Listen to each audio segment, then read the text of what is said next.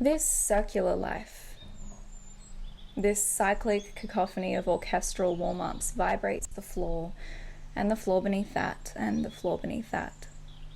The rumbles loosen the soil and prepare the womb for rebirth into a new set of eyes, and another after that, and another after that. Tossing and turning, feeding the earth like throwing scraps to the chickens over and over each day, we feed the land beneath our feet with rage, fear, sorrow, longing, curiosity, joy, and all the potent things. We are at times as useless as we are useful, but never not forging the path ahead, if not for us, for the next pair of eyes, set of shoes, wandering soul. It's overwhelming and monotonous being suspended in limbo, constricted at the wrists and ankles against a grandfather clock hovering at the end of an elusive hallway, bargaining for change at each hour without unshackling oneself. A lost soul hangs at the mercy of a disembodied voice, drowned out by the deafening ring of each passing hour. Time dissolves like salt in boiling water, sanitizing the imagination. It may be too late before one notices the hands that hold them are their own. If what you believe is that your most potent emotions bind you into stagnation, that is what will be. Your reality will bend to accommodate this belief. If, however, you pivot to the notion that your most potent emotions enrich the soil you walk upon, that is what will ripple throughout your timeline. It is this greater serving belief that will guide you to feel with intention, listen deeper, and see the possibilities tucked just over the horizon.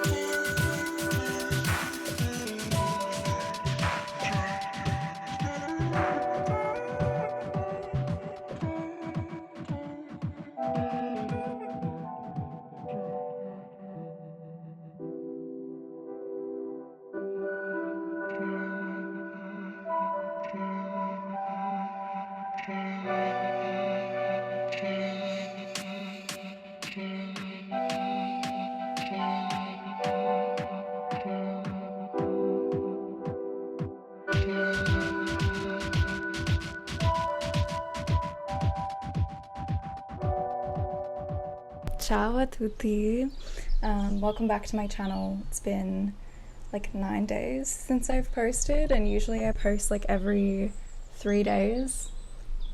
I've been working on a lot of things and capturing a lot in the process, which is where I came up with this whole thing of the artist's table or the writer's table, because I just noticed my two workspaces shifting, especially when you work over different mediums.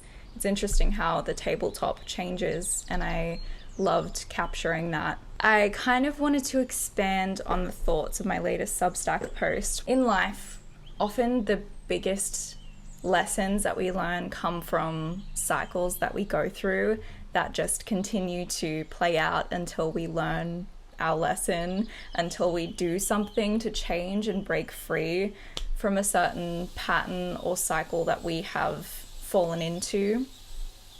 And a lot of the times we feel so stuck in those patterns and stuck in those ways, and we come up with excuses like, oh, when this changes I'll do this, or when this environment is better I'll do this, or when this is more comfortable I'll do this, when I have more money I'll do this, yada yada yada. List goes on forever and ever and ever on a cycle, on a loop. And I think a lot of the times when we pull ourselves back and say, I find it's easiest to do it in a meditative state. Words are so tricky for me today.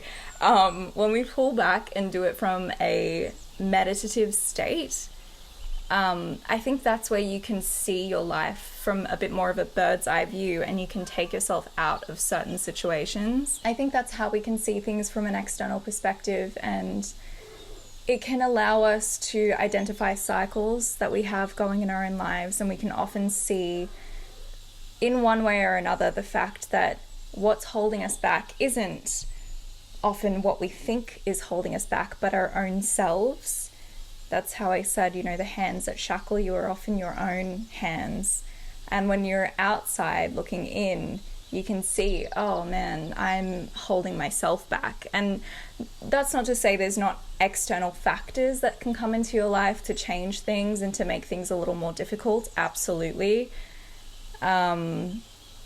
That's where being grateful for your position comes in life, wherever that may be for you. But when you actually think about it, a lot of our holding back in life is from ourselves. We hold ourselves back all the time. It's about breaking those cycles in life.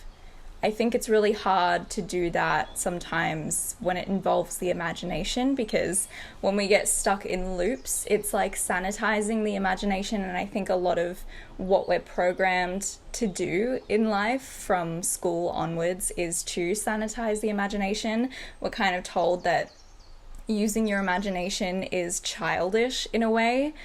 I think I spoke about this a couple of videos ago, but I will never stop talking about it. My favorite film ever is The Secret Life of Walter Mitty. Swear down till the day I die. I love that movie so much.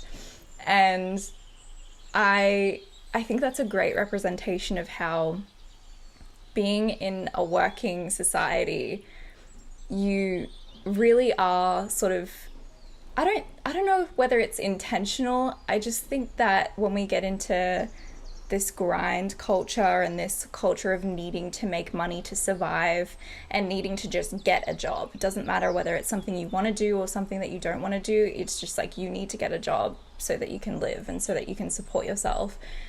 I think a lot of things contribute to the fact that our imagination gets somewhat sanitized and things become a little more mundane. And when you are such a daydreamer, you're kind of classed as more childish or put into this whole thing where you just, I don't know, people don't take you so seriously, I feel, when you're a dreamer, because they're like, oh yeah, they're just having all these fantasies and whatnot.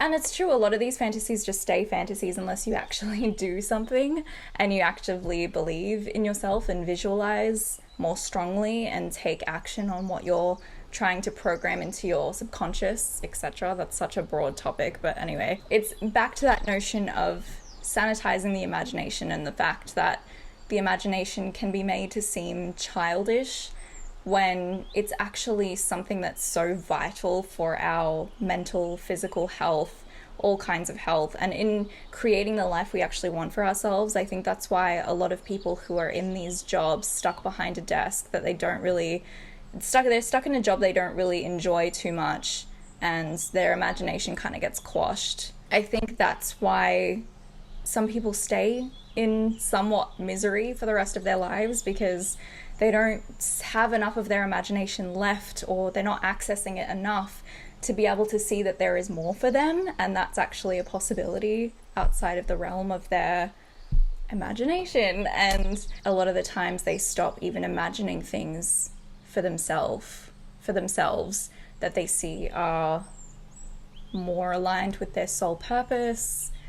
Because I think you should feel fulfilled in whatever you're doing. And if you're not feeling fulfilled, it means there's probably something missing. I've been expanding on that topic a little bit, and you can really see in cycles, when you're stuck in cycles too, that as I said, it sanitizes your imagination. It's not just about being stuck in a dead-end job.